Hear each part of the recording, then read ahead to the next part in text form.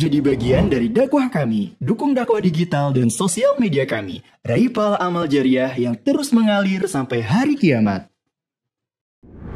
Nadra dapat mengawali ya, di mana dalam keluarga kita ini baru yang pertama yang bisa menghafal nyetor hafalan 30 juz. Itu pondok pesantren apa, Dek? Kemudian di mana kita melihat apa ya, merasakan aurah para penghafal Al-Quran itu ada. Insya Allah. Iya. Apa yang buat Bapak yakin nitipin anaknya ke Mas Kang Humpat? Saya bukan menduga-duga, namun kita sudah, saya, bundanya, itu insya Allah kita titipkan di sini. Sepertinya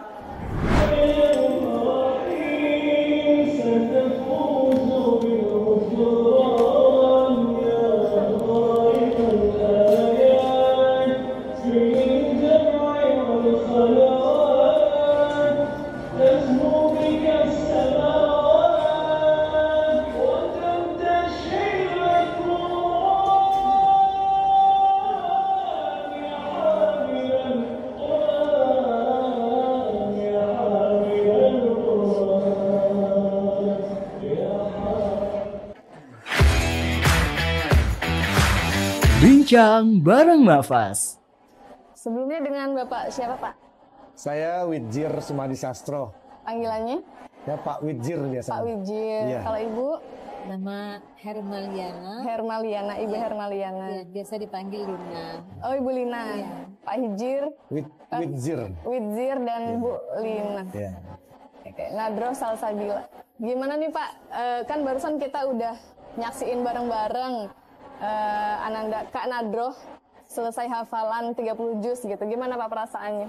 Kami keluarga, terutama saya, bundanya ya Bun ya, neneknya juga, itu bahkan neneknya itu sempat meneteskan air mata ya, karena ini Nadra dapat mengawali ya, di mana dalam keluarga kita ini baru yang pertama yang bisa menghafal nyetor hafalan 30 juz. Insya Allah. Syukur alhamdulillah, ini adalah nikmat yang tak terhingga. Nadro anak keberapa Pak? Anak yang kedua dari 2 saudara. Oh, Insya Allah. Kakaknya umur berapa? Kakaknya 19 tahun. Oh, Nadro ini reguler ya Pak ya? Betul, Program reguler. Pengkaderan Dai Quran reguler. Iya, Yang 2 betul. tahun ya Pak ya? betul. Insya Allah. Awalnya tahu Mas Kang Humpat dari mana Pak? Informasi pondok tahfiz ya itu kita dapatkan dari Nadra, Oh iya. dan Nadra tidak ada informasi yang disampaikan kepada orang tuanya untuk masuk pesantren atau pondok tahfiz. Hanya satu nama yang dia sebutkan itu adalah Mas Kang Humpat ya. Dan itu saya tanya ya, itu pondok pesantren apa, Dek? Kemudian di mana? Jadi informasi yang disampaikan oleh Nada kepada kita sebagai orang tuanya itu banyak. Bahkan saya lihat ternyata di situ ada nama Ustazah Hoki Sitiana Dewi. Jujur memang waktu itu saya belum begitu mengenal beliau, makanya saya searching lah ya. Bahkan saya sempatkan nonton YouTube bagaimana beliau ya di film ketika Cinta Bertasbih ya. Ditambah dengan informasi-informasi dari anak kita, alhamdulillah ya. Jadi saya yakin bahwasanya insya Allah bismillah ini adalah pilihan yang tepat bagi anak kami. Masya Allah, begitu kita lihat survei ini, kita melihat merasakan aurah para penghafal Al-Quran itu ada. Insya Allah. Ya, dan bukan sekedar informasi dari anak kita benar-benar melihat langsung. Dan setelah juga kita melihat dari media sosial, ya bismillah, kita kuatkan azamnya, daftar. Seperti itu. Dan itu pun was-was. Karena baru pertama kali ngelepas anak nyantri ya Pak ya? Iya. Mondok.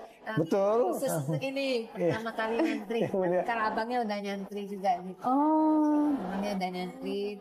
Jarang ya berpisah, kemudian Apalagi anak perempuan gitu Betul. Pak ya? Anak perempuan jauh dari Jambi Pak ya? iya, kita dari Jambi. Masya Allah. Karena ini adalah berinteraksi dengan Al-Quran, ya kita bismillah. Bismillahirrahmanirrahim. apa yang buat Bapak yakin nitipin anaknya ke Mas Kang Hufat? 3 hal ini yang membuat saya yakin. Yang pertama ya, Bismillah, memang saya yakin karena Allah ya. Karena ini adalah niat menghafal Al-Quran. Jadi insya Allah Allah akan menjaganya. Itu yang pertama. Yang kedua, ditambah dengan keyakinan anak kita. Dari nada, dari sejak SD itu, tamat SD pengen menghafal Al-Quran. Namun mungkin belum waktunya ya. Sehingga dia tamat SMP bisa terrealisasikan niatnya itu. Nah, itu yang kedua. Yang ketiga, memang dari Mas Kanul Hupas sendiri. Jadi Mas Kanul Hupas sendiri yang membuat kita yakin setelah kita survei. Dan berikutnya juga tidak dipungkiri bahwa sosok Ustazah Oki Stiana Dewi, kita Bismillah kita yakin, dan beliau juga salah satu ya tokoh yang memang yang diminati lah ya, tokoh yang memang menjadi figur bagi anak kami. Itu salah satu. Yang berikutnya, selain beliau anak saya ini ingin menghafal Al-Quran, dan kondisinya juga di sini sangat memungkinkan karena semua santrinya itu perempuan ya, akhwat ya. Kemudian dan saya juga yakin berikutnya ya, melihat para ustazahnya ya, dari saya bukan menduga-duga, namun saya bundanya itu insya Allah kita titipkan di sini, sepertinya bisa dijaga oleh para ustaz-ustazanya. Yang pasti kita yakin sekali dan hakul yakin Allah yang akan menjaganya. Ya, di bawah yang dengan ditempatkan di Mas Kanul Hupas ini. Rencananya Pak, kan reguler berarti nggak ada pengabdian ya? Iya. Rencananya setelah selesai program PDK, Nadro Bapak arahkan kemana nih rencananya gitu? Atau mungkin Nadro punya mimpi sendiri? Ada nggak, Pak? Nah, ini dia nyampaikan ke Mesir. Oh, amin ya. Kalau amin. Kita sebagai orang tua, saya pribadi itu sangat support ya keinginan anak yang sangat jelas sekali bagi saya pribadi dan bundanya ya Bun ya. Iya. Ibu terharu ya, Masya Allah. Selagi niat anak kita itu memang berinteraksi dengan Al-Quran ya, di bumi manapun ya, anak kita menuntut ilmu, kami support ya. Dengan 2 tahun di sini bahkan kami ingin mempercayakan anak kami ini tadinya kami sempat diskusi juga ya Bunda, gimana kalau Nadra ini ngabdi aja di Mafas itu ya, di Mas Kanul Hupas, tapi dapat informasi Ada program mana? ya ingin melanjutkan ke Mesir. Ya Bismillah, kita sangat mendukung sekali dengan program yang ada di Mas Kanul Hupas ini, dan kami lihat memang sangat kondusif, dan saya yakin ya, dan jika ada mungkin masyarakat ya yang khawatir, yang takut dengan kondisi anaknya untuk menghafal Al-Quran di pondok tahfiz, yakinlah bahwasanya Allah itu sangat menjaga. Allah akan menjaga anak-anak kita dalam menghafal Al-Quran. Dan jauh dari pikiran saya bahwasanya kalau kita nitip anak-anak di pondok pesantren ataupun pondok tahfiz terutama, itu dari bully. Itu saya jauh pikiran saya dari sana. Bismillah, dan alhamdulillah informasi yang disampaikan oleh Nada itu sangat bukan hanya menggembirakan, memang dia dekat dengan ustazahnya, dekat dengan teman-temannya, para santri juga dekat ya, karena di sini ada yang lebih muda, ada yang lebih senior ya dari Nadra, dan interaksi di antara santri, kemudian interaksi antara santri dan ustazah itu kondusif, itu benar-benar terjaga. Sangat jauh sekali dari informasi yang disampaikan ataupun informasi yang dikhawatirkan oleh orang tua siswa dari bully. Itu insya Allah sangat jauh sekali. Masya Allah. Dari sekian banyak program yang ada di Mas Kanul Hufat, Pak, kenapa Bapak pilih program pengkaderan dai Quran? Baik, ini program pengkaderan dai Quran ini memang informasi ini baru ya kita dapatkan dari Mas Kanul Hupas. Namun saya yakin ya program yang berbasis Al-Quran. Karena kita yakin bahwasanya setiap sesuatu yang diciptakan itu biasanya ada petunjuk-petunjuknya, ada cara-caranya, bagaimana menjalankannya. Nah begitu juga Allah menjadikan manusia itu Allah tentunya memiliki pedoman bagaimana manusia bisa hidup. Maka Al-Quran ini menjadi bahan pedoman. Jadi kalau kita hidup tidak memiliki pedoman, nanti jalannya kurang mantap ya. Jadi saya yakin program yang berbasis Al-Quran, karena kita adalah makhluk ciptaan yang memang panduan kita itu adalah Al-Quran. Jadi saya titipkan pada Allah ya anak kami ya untuk hidup berjalan sesuai dengan Al-Quran.